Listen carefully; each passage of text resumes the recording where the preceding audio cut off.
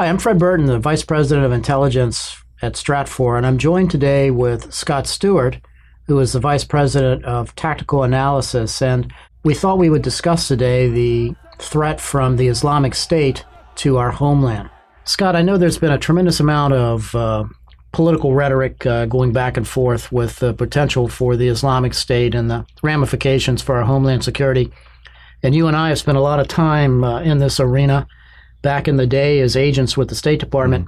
How do you view the Islamic State threat to our continental United States? Well, I think one of the things that's important to look at the very beginning is that, the Islamic State is a militant group that uses, a variety of different tactics. I mean, certainly they use terrorism, they use insurgent warfare, and now we're seeing them use regular warfare, as they're, attacking different entities in Iraq and Syria. Certainly within the region, they have shown the ability to be able to conduct fairly sophisticated attacks, using vehicle-borne explosive devices, suicide bombers, roadside IEDs.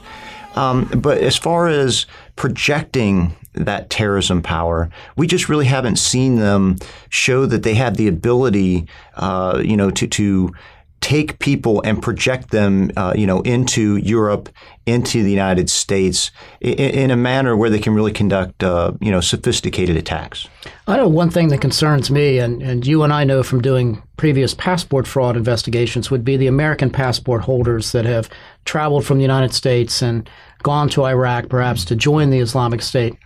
But I would think that the FBI Joint Terrorism Task Forces around our country would have a pretty good handle on these individuals, don't you? Yeah, absolutely. And that's where the threat from the Islamic State is going to come from. It's going to be those grassroots guys. And we've seen some cases. We had the Brussels case with the shooter there at the Jewish Center who had the connections to the Islamic State. So certainly we need to, keep a very close eye on anybody who's gone there, to fight, to be trained. And certainly the Americans will work with not only their allies in Europe, but their allies in the region, countries like Turkey, the Iraqis, to try to get a handle on those people. So you really don't see a strategic threat from the Islamic State to the United States at this point, meaning something like we saw on 9/11 with planes being flown into skyscrapers and driven into the ground in Pennsylvania? No, exactly. We need to remember that most of these people, even the grassroots guys from America or from the UK or other places in Europe who are going to fight, most of them only receive, basic military training in guerrilla tactics. So they know how to use an AK-47, how to throw a grenade. But when it comes to sophisticated terrorism tradecraft, things like, traveling internationally without being seen, conducting surveillance, building bombs, acquiring weapons in a hostile environment, it's very difficult and it's different.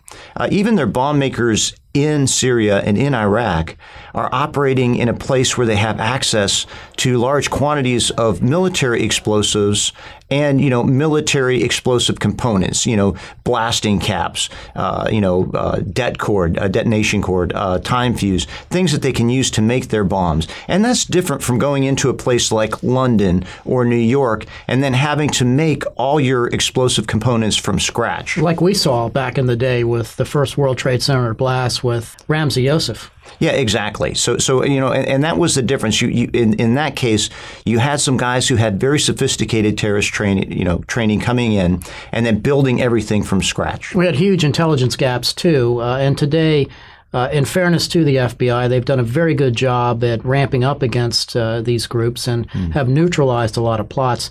Do you see any state sponsors behind the Islamic State?